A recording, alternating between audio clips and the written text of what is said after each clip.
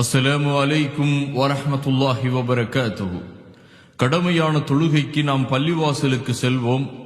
அந்த நேரத்திலே தொழுகைக்காக நாம் உளு செய்வோம். உளு செய்துவிட்டு தொழுகையுடைய நேரத்தை எதிர்பார்த்து நாம் ஒரு இடத்திலே அமர்வோம்.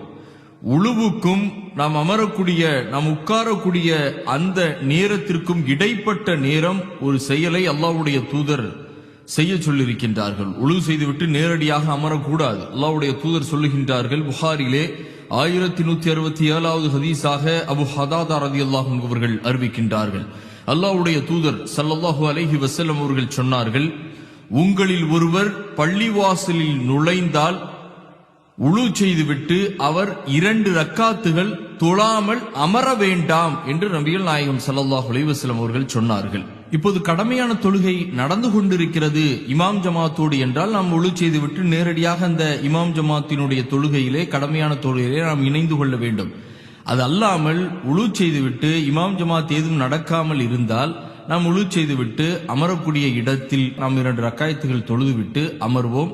இந்த அமலையும் நீங்கள் செய்து கொள்ளுங்கள். அப்படி ரசூல் ஸல்லல்லாஹு அலைஹி வஸல்லம் அவர்கள் சொல்கின்றார்கள், உளு செய்துவிட்டு நேரடியாக அமரக்கூடாது என்று சொல்லுகின்றார்கள்.